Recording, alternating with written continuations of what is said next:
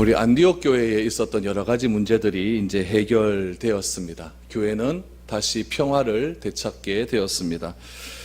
교회가 문제가 있었다가 평화를 되찾는 것은 예루살렘 회의에서 있었던 그 선언 때문에 그렇습니다. 율법과 할례를 받지 않아도 구원은 완전하다라고 하는 이 선언이 성령의 감동을 받아 이제 교리로 확정이 되었다는 것을 안디옥 교회에도 그 선언을 받아들였기 때문에 그렇습니다. 그런데 이 교리를 행함에 있어서 참 문제는 무엇이었냐면은 어려움이 많았습니다. 선언은 했음에도 불구하고 또한 성령 안에서 우리가 함께 그것을 잘 지키겠다라고 합의를 보았음에도 불구하고 말과 행동은 그렇게 쉽게 일치가 되지 않았다는 데 문제가 있습니다. 여러분들은 어떻습니까? 주님을 믿고 나서 우리가 하나님의 말씀 뜻대로 순종하며 살겠다라고 많은 결단을 하지 않습니까? 그런데 그것이 쉽게 잘 되지 않는 것이 우리의 삶의 형편입니다. 세상으로 또 우상을 숭배할 때도 참 많이 있고 또 점을 쳤던 문화로 세속적인 생활로 순간순간 빠지는 것이 우리의 그런 모습일 것입니다. 또한 예수를 믿으면 구원을 받았다라는 것도 이제 좀 알기는 안 것 같은데 그것이 완전히 이해도 되지도 않고 또 믿음으로 확 나에게 다가오지 않는 그런 현실 속에서 오는 딜레마는 여전히 우리들에게 있을 수 있다는 것입니다. 여러분, 우리가 분명히 알아야 될 사실이 있습니다. 예수를 우리가 믿었습니다. 예수를 그리스도라고 인정했습니다. 이것은 내 안에 계신 성령이 아니고서는 말할 수 없는 것이다 라고 말씀을 드렸습니다. 예수가 그리스도라는 사실을 온전히 받아들이고 예수님의 십자가의 그늘 앞에 우리가 깊이 들어가기까지는 하루아침에 이루어지는 것이 아니라는 것을 분명히 아시길 바랍니다.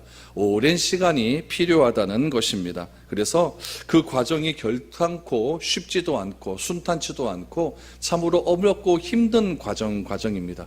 그런 모든 과정을 지나고 나면은 결국에는 하나님의 때에 하나님이 원하시는 방법대로 우리가 더 온전해져 갈 수 있는 그런 일들이 속히 들어올 줄 믿습니다. 그런 사실을 믿으면서 우리가 한 걸음 한 걸음 나아가는 것이 우리의 신앙생활이지, 내가 결단했다고 해서 그 다음 날부터 확 바뀌어버리고 나면 성령님이 뭐가 필요하겠습니까?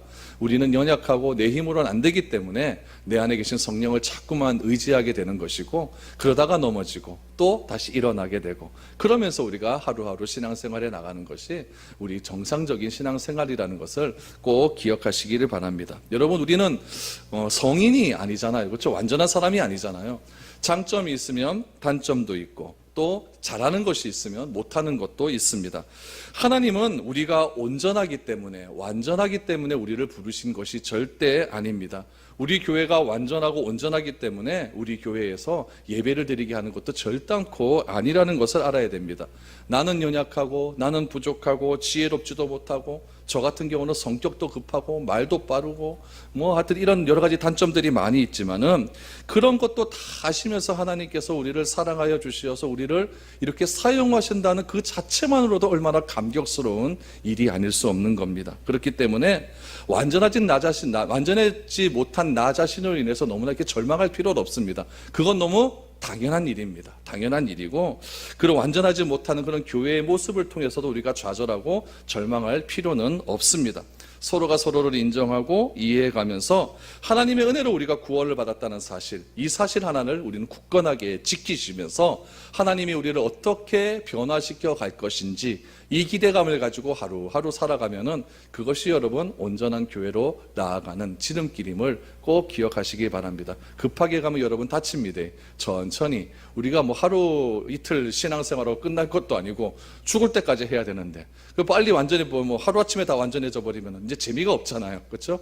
천천히 그렇게 조금씩 변화되어 가다 보면은 10년 지나고 15년 지난 다음에 뒷모습을 탁 되돌아보게 하면 이렇게 하나님께서 나를 만져주시고 모난 부분을 고쳐주셨구나 라고 하는 그 은혜에 감사할 때가 틀림없이 오게 될 것입니다. 그래서 여러분 그 사실을 기억하시고 그렇게 함께 손잡고 나아가시면 좋을 것 같습니다. 오늘 그러한 내용이 나오고 있습니다. 오늘 바울과 바나바가 나옵니다.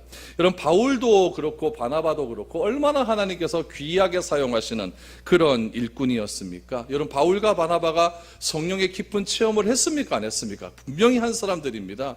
그러니까 1차 전도 여행 때 그렇게 먼 거리를 다니면서 그렇게 하나님을 위해서 헌신하고 수고하고 협력을 했던 그런 귀한 사역자들입니다. 바울과 바나바, 우리가 바라봤을 때는 너무나 흠모하고 사모하고, 나도 바울처럼 저렇게 되었으면 참 좋겠다, 나도 바나바처럼 저런 삶을 살았으면 얼마나 좋을까, 이런 생각들을 얼마나 많이 합니까? 여러분, 바울을 한번 딱 보십시오. 바울은 여러분 설교를 너무너무 잘했거든요.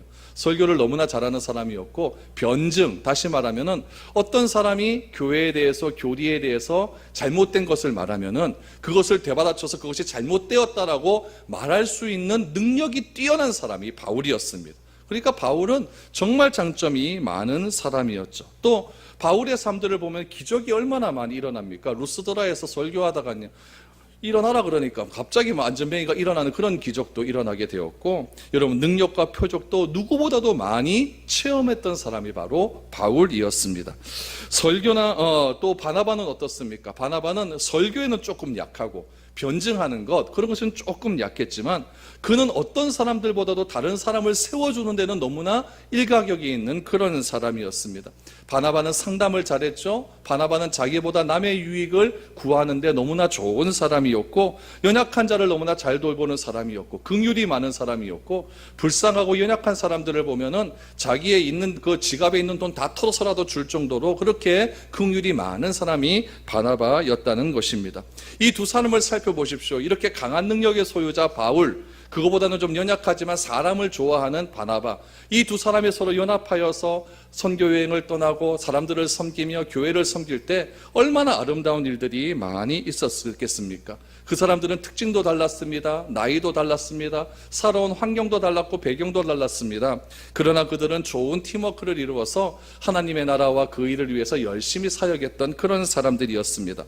바울은 어쩌면 바나바에게 있어서는 동생과 같은 사람이었습니다. 바나바가 나이가 훨씬 더 많았거든요. 그래서 어떻게 보면 바나바가 큰 형님뻘 돼서 바울을 잘 이렇게 동생처럼 다독여져 가면서 그렇게 사는 사람이었지만, 바울이 원체 리더십이 강하고 강인한 소유자였기 때문에 바나바가 또 바울의 말을 잘 들으면서 그렇게 팀워크를 이루면서 하나님 나라의 일을 잘했던 그런 사람이었습니다. 그래서 바울은 1차 전도 여행 중에 만났던 많은 사람들을 생각해 보게 되는 겁니다. 생각해 보니까 여러분, 그 다니면서 있었던 여러 가지 일들도 생각해 보고, 또 자기가 전도했던 사람들을 생각해 보니까 그런 사람들이 너무너무 보고 싶었던 것이죠. 그래서 바나바에게 이야기를 하는 겁니다. 우리 1차 전도 여행을 하면서 있었던 그런 사람들 이야기를 하면서, 우리 그 사람은 어떻게 되었을까? 그 사람은 예수 믿다가 조금 머리가 갸우뚱했는데 그 사람은 예수 믿고 잘 성장을 하고 있었을까? 우리가 개척한 그 교회는 과연 어떻게 되었을까? 이런 게 너무너무 궁금한 거죠. 그래서 바나바 보고 우리 다시 그곳을 갔으면 좋겠다라고 이렇게 이야기를 하는 겁니다. 그 말씀의 시작이 오늘 본문입니다. 오늘 본문 36절 말씀을 보십시오. 며칠 후에 바울이 바나바더러 말하되 우리가 주의 말씀을 전한 각성으로 다시 가서 형제들이 어떠한가 방문하자 하고 라고 말합니다. 바울이 바나바에게 이야기합니다. 주의 말씀을 전한 각성으로 다시 가서 그 사람들이 잘 신앙생활을 하고 있는가 한번 점검해보자 라고 이야기합니다.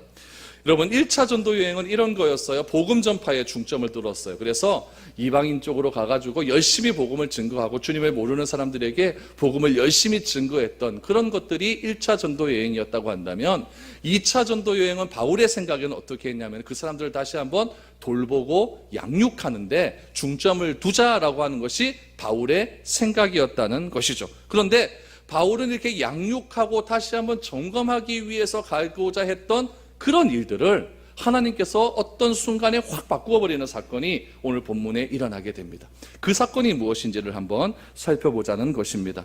여러분, 특별히 36절 말씀을 보시면 아주 바울이 중요한 말 하나를 해요. 그것이 무엇이냐면은 다시 가서 형제들이 어떠한가 방문하자. 다시 가서 형제들이 어떠한가 방문하자. 여러분, 이 마음이 우리의 마음이 되어야 될 줄로 믿습니다. 우리 교회는요, 일주일에 한 번 만납니다. 그렇죠? 수요일 날도 만나는 분이 있지만은 일주일에 거의 뭐 한 번씩 이렇게 만나는 분들이 참 많이 있습니다.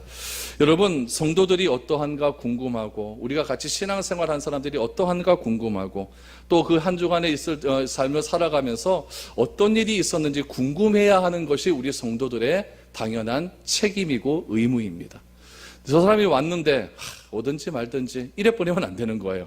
저 사람이 왜 안 왔고, 저 사람이 한 주간에 어떤 삶을 살았고, 어떠한 일들이 있었고, 이런 것들이 궁금해서 서로 물어보고 서로 격려하고 이야기하는 것이 우리 교회가 모여서 해야 될 일이라는 것이죠. 우리 교회는 언제 제일 이야기를 많이 하는 것 같습니까? 밥 먹고 나서 한 1시간 10분 정도의 텀이 있어요. 그 시간에 우리는 제일 이야기 많이 나요. 그때 그 이야기를 하면서 우리는 좀 이런 이야기를 좀 했으면 좋겠어요. 집사님은 좀 어떻게 한 주간 지냈습니까? 뭐 좀 특별히 좀 힘들거나 어려운 점 없었습니까? 좀 즐겁고 기쁘고 좀 웃을 일 없었습니까? 이런 거 좀 이야기를 했으면 좋겠어요. 뭐 부동산 시세가 어떠니, 뭐 정치가 어떠니, 그런 이야기 하는 것도 참 좋지만은 그런 이야기는 밖에서도 할 수가 있는 것이고, 교회 안에서는 서로 격려해주고 이해해주고 사람에 대한 궁금함들이 좀 해소될 수 있는 그런 시간들이 되는 게 훨씬 더 좋은 것 아니겠습니까? 바울이 원하는 마음은 그거였습니다. 다시 가서 형제들이 어떠한가 방문하자. 어떻게 이런 일이 있을 수 있을까요? 이유는 딱 한 가지입니다. 사랑이라고 하는 것이 바울에는 밑바닥에 쫙 깔려 있는 거예요.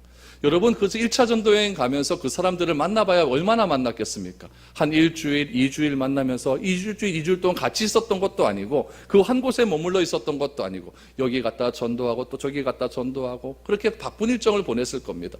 그렇게 보내면서 바울의 마음 가운데 드는 것은 무엇이냐면은, 예수님을 모르는 사람이 자신을 통해서 이번 기회에 예수님을 알게 되었는데, 그 알게 됨이 얼마나 귀하고 아름다운지, 저 사람이 좀 이렇게 좀 잘 자랐으면 좋겠는데, 그 사람이 자라지 못했으면 어떻게 하면 좋을까? 이런 마음들이 너무나 많이 있었다는 거죠. 여러분은 어떤 사람에 대해서 제일 궁금합니까? 어떤 사람이 올 때 가장 궁금하고 신경이 많이 쓰입니까? 이유는 딱 하나입니다. 사랑하는 사람이 있을 때 그 사람에 대한 관심이 많아지고 그 사람에 대한 이유가 많아지고 그러는 거예요. 다혜가 없으니까 이 얘기를 해야 돼요. 다혜 학교 다닐 때 남자애를 하나 만났는데, 이 남자애하고 헤어지게 됐어요. 헤어진 이유가 뭔지 압니까? 카톡 안 한다고. 카톡을 안 한다고 헤어졌어. 하루에 몇 번씩 카톡을 해야 되는데 이 모스마가 카톡을 안 하는 거예요. 그래서 헤어진 거예요. 애들은 그런가 봐요. 카톡 많이 안 하면은 이게 나한테 신경이 끊어진 거예요. 그러니까 그만 만나자 이렇게 된 거죠. 여러분, 왜 그것을 신경을 많이 쓰이겠습니까? 나를 그만큼 생각한다 안 한다가 이 카톡 하나 문자에 나와 있는 거예요. 아침 무었나? 점심 무었나? 저녁 무었나? 잔데? 이게 다인데 이거를 그렇게 기다리고 있는 거죠. 왜 그렇습니까? 오로지 관심이에요. 관심 하나가 있으면 그렇게 될 수 있다는 얘기죠. 바울도 그거에 대한 관심이 너무너무 많았던 거죠. 많이 만나지는 못했고 많이 교제하지는 못했지만은 그 사람을 너무나 사랑하고 너무나 귀하게 여기기 때문에 그런 것에 대한 관심이 많아서 다시 한번 그 사람을 방문해서 한번 살펴보자라고 말한 겁니다. 우리 미래로 교회에도 그런 관심이 좀 많았으면 좋겠습니다. 서로 이해하고 사랑하고 또 한 사람을 위한 그런 생각들이 참 많고 교회도 참 좋은데 조금 표현하는 건 좀 부족한 것 같아요. 그래서 서로 좀 표현해주고 손도 좀 잡아주시고 안아주시고, 그래서 한 주간 어떻게 지냈노? 뭐 기도할 건 없는가? 이런 것도 서로 물어보면서 이렇게 관심을 가져준다면은 거기서 더욱더 아름다운 사랑의 그런 마음들이 피어날 줄 믿습니다. 그런 것이 바로 교회라는 것이죠. 바울은 지금 형제들이 어떻게 지내고 있을까? 이것이 너무나 궁금했다는 거죠. 이러한 염려로 인한 불타는 긴장감이 바울에게 있었다는 이야기죠. 그래서 바울은 바나바에게 그를 격려하기 위해서 우리 같이 가자, 바나바. 너 이런 거 잘하지 않느냐? 우리 같이 가자라고 이야기한 거죠. 여기까지는 너무나 좋은 것 아닙니까? 너무나 아름다운 것 아닙니까? 그런데 여기서 문제가 생깁니다. 37절 말씀부터 보십시오. 바나바는 마가라 하는 요한도 데리고 가고자 하나 바울은 밤빌리아에서 자기들을 떠나 함께 일하러 가지 아니한 자를 데리고 가는 것이 옳지 않다 하여 서로 심히 다투어 피차 갈라서니 바나바는 마가를 데리고 배 타고 그브로로 갔다라고 말을 합니다. 마가 요한이라고 하는 사람 때문에 문제가 생기기 시작을 합니다. 마가는 여러분 1차 전도 여행 때 바울과 바나바의 수종자였습니다. 바울과 바나바가 주로 핵심적인 전도 사역자였고 그를 옆에서 후원해주고 도와주는 그런 사람이었죠. 그래서 같이 출발을 했다는 거예요. 또 바울과 바나바와 이 마가는 서로 친척간이어서 생질간이었죠. 그렇기 때문에 서로 이렇게 친척간에 있었던 그런 사람이었습니다. 그래서 이 마가는요 바나바도 간다고 이야기하니까 전도 여행을 간다니까 너무 좋아서 참여를 했던 것이죠. 그런데 막상 이 전도 여행을 떠나다 보니까 이게 고생이 이만저만이 아니거든요. 잠자리가 불편하죠. 또 먹는 것도 제대로 먹지 못하죠. 또 가다가 괜히 또 복음 잘못 전하다가 또 잘못하면 뜯어 맞고 이러면 겁도 좀 슬슬 나죠. 또 강도도 있죠. 그러다 보니까 너무너무 힘들었던 것이죠. 생각건데 이게 마가는 너무나 이렇게 좀 유복한 가정에서 태어났던 것 같아요. 그래서 고생을 모르고 그렇게 자라났던 사람인 것 같은데 너무나 심각한 어려움들과 그 여정 가운데 고통들이 다가오게 되니까 좀 포기하고 싶은 마음들이 생겼던 것입니다. 그래서 밤빌리아에서 도중에 못하겠다고 이렇게 선언을 하고 떠나버렸습니다. 그 떠나버리는 그 선언에서 바울은 굉장히 화가 났습니다. 바울은 일중심적인 사람이고 목표지향적인 사람입니다. 그렇기 때문에 좀 힘들더라도 거기가 목표라고 한다면 그냥 가야 되는 겁니다. 근데 바나바는 어떤 사람입니까? 사람 중심의 사람이죠. 목표도 좋지만은 함께 가는 게 더 좋았던 사람입니다. 그런데 도중에 마가가 중간에 포기를 하겠다라고 하니까 바울은 이건 말도 안 되는 일이라고 얘기했고 바나바는 그래 내가 네 형편 다 이해한다. 어서 가라라고 이야기를 한 거죠. 여기서 갈등이 생긴 겁니다. 그래서 마가는 결국 거기서 밤빌리아에서 예루살렘으로 돌아가는 일들이 있게 되었습니다. 이 일로 인해서 바울과 바나바는 뭐 별로 이렇게 문제는 없었죠. 전도 여행은 다 마쳤지만은 바울 마음 가운데 마가는 저건 안 된다라고 하는 생각이 깊이 잡혀져 있었던 이야기죠. 그런 찰나에 바나바가 마가를 같이 데리고 가자라고 이야기하니까 바울이 거기서 불같은 성질이 올라오게 되었던 것입니다. 마가와 같은 사람은요 오늘날에도 있을까요 없을까요? 있죠. 당연히 있죠. 있어요. 끝까지 함께 하겠다고 해놓고 나는 너와 결혼을 맺겠다라고 끝까지 함께 한다고 해놓고 중도에 자기 뜻대로 되지 않으니까 난 뭐 하겠다 네 혼자 다 해라고 포기하고 가버리는 사람들이 얼마나 많이 있습니까? 바울은 그때의 감정이 풀리지 않았는지 못 데리고 가겠다고 하고 바나바는 데리고 가자라고 이야기를 하죠. 이거는 여러분 기질의 문제입니다. 기질의 문제. 바나바는 원체 사람을 잘 챙기는 사람이기 때문에 이번 기회를 통해서 이 마가를 다시 한번 새롭게 좀 세울 수 있는 그런 기회가 될 것이다 라고 이야기하면서 같이 데리고 가자라고 했죠. 이 문제로 바울과 바나바가 싸우게 됩니다. 그리고 헤어지게 되었죠. 그들은 전도라고 하는 큰 일을 앞두고 있었어요. 여러분 어떤 일입니까? 우리 다시 한번 돌아보자. 너무나 큰 일이에요. 그런데 그 일을 앞두고 싸워서 헤어지게 되었어요. 여러분 여기서 우리가 알아야 될 사실이 있습니다. 이 이야기 성경에 왜 기록되어 있을까요? 이게 중요한 거예요. 여러분 그 인류의 역사를 이렇게 보면요, 역사는 실패에 대한 기록은 잘 남기지 않습니다. 특별히 이집트나 이 바벨론 지방이나 특별히 고대 근동 아시아의 지방에 여러 가지 역사들을 좀 참고해 보면은 실패의 문헌은 잘 나와 있지도 않습니다. 우리 조선왕조 기록에도 보면은 이 사초들이 이렇게 역사를 이렇게 써가게 되는데 그런 역사를 쓸 때 왕과 갈등이 굉장히 많았을 때가 있어요. 그때가 언제냐면은 왕이 불법적으로 쿠데타를 일으켜서 정권을 잡았을 때나 또 사륙을 많이 했었을 때 사초들에 대한 그런 굉장히 책망들이 많이 일어나게 됩니다. 그래서 자기와 반대되는 사람을 역사를 기록하는 것이 아니라 자기와 친인척 간이나 자기의 뜻에 맞는 자기 사람을 거기다 역사를 기록하는 데 쓰게 해서 자기 쪽에 유리한 쪽으로 기록을 하게 하는 거죠. 어쩔 수 없었다는 쪽으로 기록을 합니다. 명백히 객관적으로 보면은 잘못된 것이지만은 뭐 역사라는 것은 어떤 관점으로 보느냐에 따라서 좋고 그름이 달라지는 것 아니겠습니까?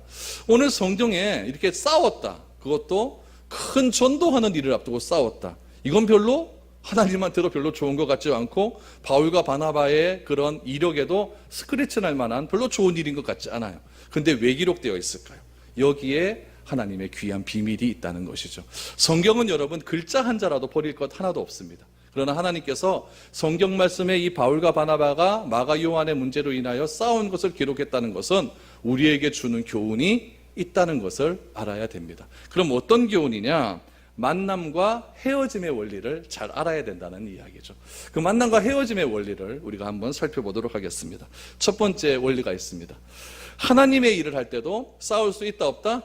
있다는 것을 인정해야 됩니다. 하나님의 일이라고 다 좋은 거는 다 만장일치로 되는 건 아니에요. 하나님의 일이라도 싸울 때가 있다. 성령이 계신 곳에는 다른 것은 존재할 수 없다고 생각을 하는데 절대 그렇지 않습니다. 관점이 다르고 해석이 다르면 다툴 수 있다는 것을 분명히 알아야 됩니다. 여러분, 많은 사람이 싸우는 이유는 무엇이냐면은 나와 생각이 같지 않다는 이유로 싸우게 됩니다. 지금 39절 말씀해 보니까 싸워도 그냥 싸우는 것이 아니라 심히 다투었다. 심히 다투었다. 목소리는 누가 더 컸을까요? 바울이 더 컸겠죠. 그렇죠? 바울이 더 컸을 거고. 바나바는 자기가 형임에도 불구하고, 그렇죠? 형임에도 불구하고 그 바울의 그런 막 변증이나 이 독설에 맞장치지 못했지만은 그래도 바나바도 맞서서 마가 요한에게 이렇게 이야기를 했을 것입니다. 그럼 여러분, 무엇 때문에 다투었습니까? 하나님 때문입니까? 아니면 사람 때문입니까? 이게 중요한 거예요. 이게 중요한 거예요. 하나님 때문에 다툰 것은 아니라는 거예요. 누구 때문에 다투었다? 사람 때문에 다투었다. 두 사람은 하나님에 대한 문제가 아니라 문화적인 차이, 견해적인 차이, 기질적인 차이 때문에 다투게 되었다는 것을 알아야 됩니다. 여러분, 이것을 꼭 기억하십시오. 하나님 때문에 다툰 것이 아니라 사람 때문에 다투었다. 이것을 우리는 캐치해야 됩니다. 두 번째 무엇이냐면은 기도하고 말씀을 전하는 사람이라 할지라도 의견의 불일치는 있을 수 있다라는 겁니다. 여러분, 보통 사람들이 싸우면 별 갈등이 없습니다. 뭐 저 싸울 수 있지. 그런데 존경하는 사람이 싸우면 조금 이거는 좀 문제가 달라집니다. 내가 존경하는 사람인데 그 사람이 내 눈앞에서 막 쌍욕을 하고 싸워보십시오. 자기가 그동안 생각했던 그 사람에 대한 이미지가 다 무너져 버리고 나도 굉장히 상처를 받게 됩니다. 교회에서 처음 나온 성도들끼리 싸우면 뭐 그럴 수 있다 그러는데 목사님과 장로님이 싸우면 이건 좀 심각해집니다. 그럴 수 있어요.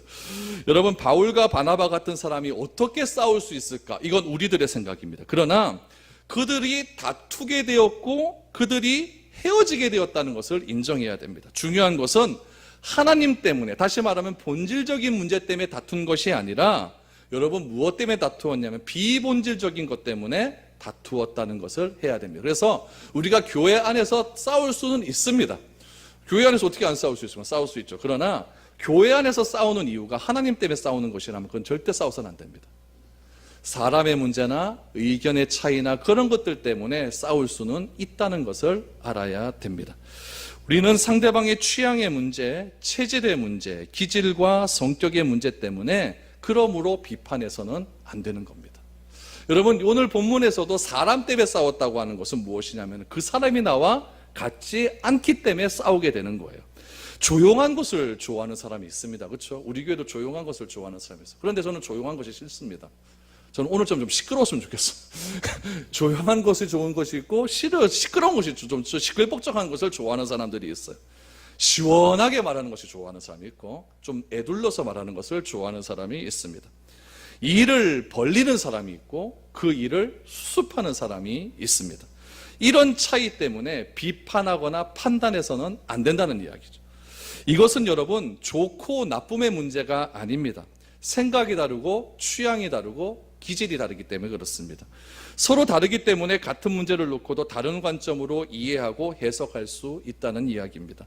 여러분, 우리의 문제는 무엇이냐면은 상대적인 것, 다시 말하면은 나는 나고 너는 넌데 내가 좋아하는 것을 상대방도 좋아해야 된다라고 하는 상대적인 것을 절대화시켜버리는 경우가 있어요. 그러니까 예를 들면 이런 것이죠. 저는 좀 뭐 북적북적하고 이런 걸 좋아하는데 이것이 옳다라고 규정을 해버립니다. 그래서 조용하게 있으면 그것은 나쁘다라고 이야기하는 거죠. 이렇게 해서는 안 된다는 이야기죠. 여러분, 거기에 문제가 있는 거죠. 절대로 다른 관점에서 볼 수 있는 것을 절대화시키려고 하지 마십시오. 바울은 바나바의 입장에서 보면 충분히 그럴 수 있다는 것을 이해를 해야 됩니다. 그런데 바울의 문제는 무엇이냐면 용서가 안 되는 거죠. 절대화시켜버리는 겁니다. 바나바도 똑같았어요. 바나바도 한번 눈 감아주면 그만인데 왜 그것을 못 눈 감아주냐라고 말을 하면서 그렇게 하지 않는 바울을 비방하고 있는 겁니다. 이렇게 상호 비방이 일어나고 상호가 자기가 생각했던 것들을 절대화시켜버리니까 다툴 수밖에 없다는 이야기죠. 거기에 여러분 뭐까지 개입이 되느냐? 감정까지 개입돼 버리면 이건 끝장나는 겁니다. 뭐 그냥 의견적으로 논리적으로 다투면 그만인데 거기에 감정이 개입돼 큰일 나는 거죠. 여러분, 논문 같은 거 디펜스 할 때 보면은요, 하나의 어떤 논문 가설이 있으면 그거 갖고 서로 반대쪽 의견들이 막 서로의 논리를 막 주장할 때가 있습니다. 그럼 여러분, 그건 논리로 끝나야 돼요. 맞죠? 이론이니까. 근데 거기에 감정이 쌓이면은 이거는 끝장나는 거예요. 돌아올 수 강을 볼 수 없는 그런 강을 건널 수밖에 되는 거죠. 교회도 마찬가지죠. 서로 각자의 논리를 갖고 자기의 논리를 주장할 수 있어요. 그러나 거기에 감정이 개혁되어 버리면은 이거는 굉장히 교회가 어려워진다는 이야기입니다. 여러분, 교회의 사명은 무엇이냐면요, 하나님을 사랑하고 이웃을 사랑하는 데 있어서, 그래서 그 사랑이라고 하는 관점을 통해서 제자 삼는 것이 교회의 사명입니다. 여러분, 우리가 이 사명을 감당하는데 시간이 부족합니까? 안 부족합니까? 저는 부족하다고 생각해요. 우리가 세상에 나가서 일도 해야 되고, 여러분 가정도 돌보아야 되고, 인간관계도 쌓아야 되는데 거기에 뭐까지도 올라가 있습니까? 우리 교회의 사명까지 올라가 있으니까 여러분 시간이 부족해요. 시간이 부족해서 하나님의 사명 감당하기도 부족한데 싸울 시간이 어디 있습니까? 남을 험담할 시간이 어디 있습니까? 남을 판단하고 비방할 시간이 어디 있습니까? 이 사실을 안다면은 서로가 서로를 이해하고 배려할 수 있는 입장은 충분히 될 수 있다는 이야기입니다. 그래서 하나님이 교회를 만드신 이유도 서로 마음을 맞추어서 하나님 주신 사명 잘 감당하려고 그렇게 교회를 설립하신 것이지, 그런 거 아니면 여러분 하나님께서 교회를 설립하실 이유가 전혀 없는 것이죠.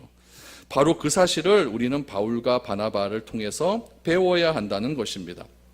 여러분, 오늘 본문에 35절까지는 무슨 말입니까? 1차 전도여행 끝나고 안디옥 교회에 있었던 교리적인 문제가 이제 예루살렘 총회를 통해서 해결됐다까지예요. 거기까지는 여러분, 거기까지 일하는 것이 하나님의 뜻이었다고 한다면 36절부터는 무엇이냐? 서로 갈라지는 것이 하나님의 뜻이라는 사실을 우리는 알아야 됩니다. 중요한 것은 무엇이냐면 여러분, 헤어질 때 잘 헤어지셔야 됩니다. 이게 제일 중요해요. 저는 전도사 때부터 우리 미래로 교회 올 때까지 6번의 교회를 거쳐왔습니다. 그런데 제가 한 가지 자랑하고 싶은 건 뭐냐면 저는 교회를 사임할 때 아무런 문제 없이 사임했습니다. 잘 사임을 했습니다. 누구 하나 저보고 나가라고 내쫓는 경우는 없었습니다. 다 잘 사임했습니다. 그래서 우리 교회가, 제가 우리 교회로 이렇게 왔었을 때, 개척을 처음 시작한다고 했었을 때, 제가 지난번 다녔던 교회한테 연락은 안 했거든요. 연락은 안 했는데 많은 교회에서 저를 도와주었습니다. 도와주었기 때문에 여기까지 온 거예요. 만약에 제가 교회를 나갈 때 무슨 문제를 일으키고 그래서 내가 나갔다고 한다면 그렇게 도와줄 리가 없죠. 여러분, 헤어질 때 잘 헤어지는 것이 하나님의 방법이고 원리라는 이야기죠. 여러분, 그래서 오늘 본문 말씀에도 보면은 그 헤어짐을 통해서 훨씬 더 나은 사역이 이루어졌다는 것을 알게 됩니다. 바나바는 마가를 데리고 어디를 간다고 얘기합니까? 구브로로 갔다라고 말합니다. 구브로는 여러분 바나바의 고향입니다. 바나바의 고향이니까 이건 바나바의 자기 기질 따라서 간 거예요. 그렇죠? 바나바는 낯선 곳을 굉장히 힘들어하는 사람이거든요. 그러니까 많이 자기 아는 사람 있는 곳을 택해서 자기 고향 쪽으로 갔고, 그 고향에서 문제가 터져갖고 마가가 떠나게 되거든요. 밤빌리아에서 떠나게 되거든요. 그러니까 이거는 바나바가 마가를 위한 굉장히 배려하는 행동이라고 볼 수가 있어요. 여러분, 이런 게 있습니다. 어떤 한 곳에서 내가 상처를 받아가지고 어떤 문제가 생겨서 나오게 되면은 그 상처가 해결되기 전에는 절대 다른 곳에서 여러분 사역이 잘 안 됩니다. 그곳에서의 문제는 반드시 해결이 돼야 된다는 이야기예요.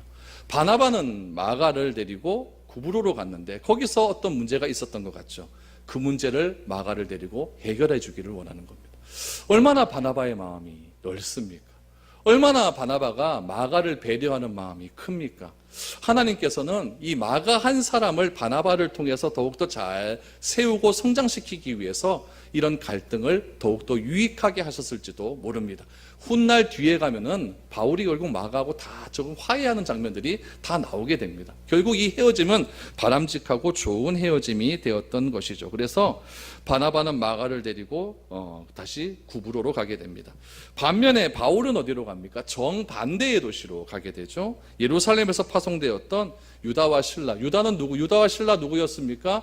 우리 예루살렘에서 파송된 문건을 하나 가지고 갔을 때 유대주의 입장에서는 누가 얘기한다? 유다가 얘기하고, 또 이방인 쪽 입장에서는 실라가 얘기했을 때 바울이 유다를 택하지 않고 실라를 택한 이유가 무엇이겠습니까? 자기는 이방인 쪽으로 가겠다는 이야기죠. 그래서 실라를 택해서 수리아와 길리기아 지역으로 가게 됩니다. 이건 정반대 지역이에요. 40절과 41절을 보십시오. 바울은 실라를 택한 후에 형제들에게 주의 은혜에 부탁함을 받고 떠나 수리아와 길리기아로 다니며 교회들을 견고하게 하니라. 그럼 바나바와 바울은 이렇게 헤어졌습니다. 그들은 서로 의견이 달라 여기서 헤어질 수밖에 없었지만은 바울이 나중에 디모데후서 자, 이게 이제 제일 마지막으로 보낸 편지죠. 디모데후서를 보낼 때에 다시 하나가 되는 것을 보게 됩니다. 바울이 디모데후서를 편지를 보냈을 때에 감옥이었어요. 그 너무너무 추웠나 봐요. 그래서 디모데에게 부탁을 하나 합니다. 뭐라고 하냐면은 외투를 좀 하나 갖다 돌라. 너무나 추우니까 외투 하나 갖다 돌고, 또 성경책 또 두꺼운 또 두루마리가 좀 있었나 봐. 그것도 좀 갖고 와라. 하면서 마지막으로 결정적인 말을 합니다. 올 때 마가도 데리고 와라. 마가도 데리고 와라. 바울도 불같은 마음이 있었고 열정적인 마음이 있었고 목표지향적인 마음이 있었는데, 나이가 많다 보니까 이제 몸무게가 많이 나가게 되는 거죠. 뭘 들어서? 철이 들어서. 이해를 못하시네요. 철이 들다 보니까, 성숙해지다 보니까 이제 사람을 이해하는 마음이 점점 커져가게 되는 거예요. 그래서 그때 옛날에 있더니 자꾸 찝찝하게 생각되는 거죠. 그래서 마가를 데리고 와라. 그럼 마가 데리고 와서 니 왜 그랬노? 그거 탓하겠습니까? 축복 기도해 줬을 것 같아요. 기도해 주면서 내가 너한테 했던 그런 일들 참 미안하다. 어른으로서 이렇게 이야기를 해주면서 감싸 안았던 내용들이 디모데후서에 보면은 그렇게 기록이 되어 있습니다. 바나바를 통해서 마가는 어떻게 되었을까요? 거기서 상처가 치유되고 회복이 되었습니다. 그래서 하나님께 귀하게 쓰임 받는 사역자가 될 수 있었던 것이죠. 바울과 바나바가 다시 만나게 되었고, 바울도 마가를 다시 만나게 됩니다. 여러분, 하나님은 이 헤어짐을 통해서 손해가 되게 하시는 것이 아니라 창조적이고 발전적인 일을 하게 하신 겁니다. 이해하고 들으십시오. 우리가 교회에서 봉사를 하다가 다른 교회로 옮기게 되는 경우가 있습니다. 우리 교회도 그런 분들 많이 있어요. 교회를 옮기는 당사자의 갈등이 얼마나 아팠겠습니까? 저는 그거 충분히 이해를 합니다. 내 시간을 들이고 내 모든 것을 들여서 교회에 헌신을 하고, 어떤 분들은 자기 모교회라고 해서 평생을 거기서 그렇게 사역을 했는데 원치 않는 일로 교회를 옮기게 되는 일들이 있을 수 있습니다. 그렇게 되면 제일 먼저 드는 감정은 어떤 감정일까요? 교회에 미안합니다. 교회에 미안하고, 목사님께도 괜히 미안하고 죄책감이 들고, 또 같이 신앙생활을 했던 그런 분들에게도 참 미안한 마음이 많이 듭니다. 우리 교회도 얼마 전까지도 계속 우리 교회 떠났던, 우리 교회 처음 개척을 했다가 떠났던 분들이 계속 명절 때마다 헌금을 가지고 오신 분이 있었어요. 가면서 항상 하시는 말씀은 배 집사님 보고 미안하다, 미안하다, 미안하다. 내가 혼자 힘든 거 있는데 떠나서 미안하다. 그렇게 계속 이야기를 하는 거죠. 이게 뭐냐면 교회를 옮긴 사람들의 다 똑같은 마음인 것 같습니다. 여러분들은 안 그렇겠습니까? 다 미안하고 죄송스럽고 그런 거죠. 그러나 그 사람이 그 교회를 떠나서 예수를 안 믿겠다는 것도 아니고, 또 사도신경을 고백하지 않아서도 아닙니다. 하나님을 사랑하지만 서로 다른 경우가 있을 수 있다는 이야기예요. 여러분, 그러면은 괜찮습니다. 얼마나 힘든 결정이겠습니까? 도무지 안 되는데요, 이 교회에서는. 도무지 안 되고, 도무지 어렵고 힘들고, 이 교회만 있으면 도무지 내가 더욱더 신앙이 자라지 않을 것 같은데요. 그럼 어떡하겠습니까? 옮겨가야죠. 그런 점에서 이 헤어짐, 만남과 헤어짐의 원리는 여러분 이것을 꼭 기억하십시오. 만나도 하나님의 영광을 위해, 헤어짐도 하나님의 영광을 위해. 이 모토를 꼭 기억하시기를 바랍니다. 그래서 마귀가 개입을 해서 이 헤어짐의 과정 속에서 큰 파장이 없다고 한다면, 큰 파장이 생기게 되면은 여러분 그 교회도 죽고 헤어지는 교회도 죽게 됩니다. 그러나 하나님이 간섭하시면 그 헤어짐을 통해서도 합력하여 선을 이루는 참으로 놀라운 일들을 발견하게 될 겁니다. 저는 하나 확신하게 되는 일이 있습니다. 다른 교회를 떠나 우리 교회에 오셔서 우리 교회에서 함께 신앙생활을 하시는 분들, 나중에 10년 뒤를 보시고 뒤를 돌아보시기 바랍니다. 그때 하나님께서 나에게 주시는 메시지를 발견하시면 됩니다. 아, 내가 그 헤어짐이 참 잘 되었구나. 하나님께서 그 교회에 나오게 하신 이유가 바로 여기에 있었구나 라는 것을 성경적으로 내가 해석만 되기만 한다면 여러분들의 만남과 헤어짐은 하나님의 섭리 가운데서 큰 축복의 헤어짐이 될 줄로 믿습니다. 그래서 하나님이 감정하시면 그 헤어짐을 통해서 합력하여 선을 이루게 되는 겁니다. 하나님을 사랑하는 자, 곧 그 뜻대로 부르심을 입은 자들에게는 모든 것이 합력하여 선을 이루느니라. 아멘. 모든 것이 합력한다라는 얘기는 좋은 거나 나쁜 거나, 근데 조건이 있어요. 하나님을 사랑하는 자, 곧 그 뜻대로 부르심을 입은 자들, 여기에만 해당되는 겁니다. 내 감정과 내 사리사욕과 내 욕망을 위해서 모든 것을 다 떨쳐버리고 욕을 하며 떠나는 그런 사람들에게는 이 합력하여 선을 이룬다는 것은 전혀 맞지 않습니다. 그러나 하나님을 내가 진심으로 사랑하고 그 하나님을 사랑함이 하나님의 부르심에 합당한 삶이라는 것을 내가 분명히 믿고 있다고 한다면 하나님께서는 언젠가 그 헤어짐이 복된 헤어짐이라고 해석될 수 있는 은혜를 베풀어 주실 것입니다. 여러분, 그것이 오늘 만남과 헤어짐을 통한 성경의 가르침입니다. 이 가르침을 기록하기 위해서 하나님께서는 이 사도행전 15장 말미에 2차 전도여행을 끝날 때쯤 1차 전도여행을 끝나고 2차 전도여행을 시작할 말미에 이것을 기록하게 하심으로 오늘날 우리 수천 년이 지난 우리들에게 이러한 교훈을 남겨주셨다는 이야기입니다. 우리가 이 세상을 살아가면서 많은 일들을 경험하게 됩니다. 그때 우리는 바나바와 바울처럼 서로 헤어진다 할지라도 하나님을 부인하고 신앙에 손해보는 일은 절대 하시지 마시기 바랍니다. 처음에는 그것이 아픈 상처일 수 있다 할지라도 그 상처를 통해 하나님께서는 틀림없이 합력하여 선을 이루실 것입니다. 다 좋을 수는 없습니다. 그렇기 때문에 잘못된 부분을 부각시켜 더 힘든 길로 가기보다는 좋은 부분을 더 많이 받아들여서 아름답고 선을 이루는 길로 가는 것이 헤어짐과 만남의 성경적인 가르침이라는 것을 꼭 기억하시고 이 미래로 교회에서 하나님이 주신 귀한 사명 감당하며 아름답게 신앙생활할 수 있는 우리 모두가 되어질 수 있기를 축복합니다.